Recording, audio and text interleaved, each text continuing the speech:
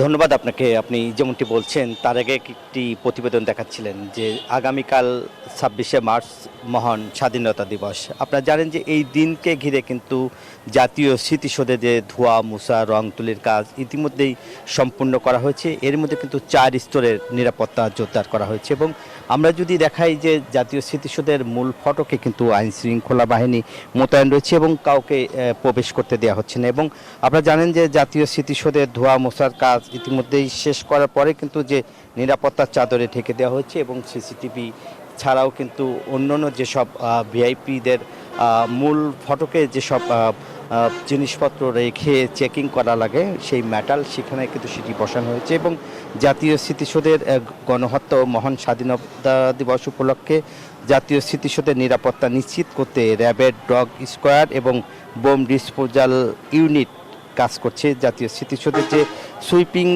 ইতিমধ্যেই শেষ করে এসএসএফের হাতে দায়িত্ব বুঝে দিয়েছে গণপূর্ত বিভাগ এবং যার ফলে এখন কিন্তু কাউকে ভিতরে প্রবেশ করতে দেওয়া হচ্ছে না এবং এখনও কিন্তু সুইপিং চলছে এবং ডগ স্কোয়াড দিয়ে সুইপিং কার্যক্রম সেটি আসলে করছেন।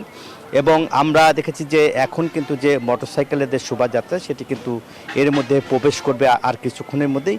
শেষ মুহূর্তের যে মহড়া সেই মহড়ার যে কার্যক্রম সেটি আসলে চলছে এবং এর মধ্যে যে কার্যক্রম যেগুলি রয়েছে সেগুলি কিন্তু করছেন এবং এখন পর্যন্ত আমরা দেখেছি যে প্রায় ৩,৫০০ আইন শৃঙ্খলা বাহিনী কিন্তু মোতায়েন থাকবেন এবং ঢাকা আরিচা মহাসড়ক থেকে জাতীয় স্মৃতিসৌধের এই চারপাশ পর্যন্ত এবং নিরাপত্তা নিশ্চিত করতে কিন্তু কার্যক্রম করছে ঢাকা জেলা পুলিশ। এই ছিল আমার কাছে সাভারের জাতীয় স্মৃতিসৌধের ধোয়া মোছা ও নিরাপত্তার সর্বশেষ।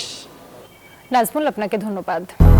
200-র বেশি সার্ভিস ও ফিচারে লেনদেনের সব বিকাশ অ্যাপে সম্ভব।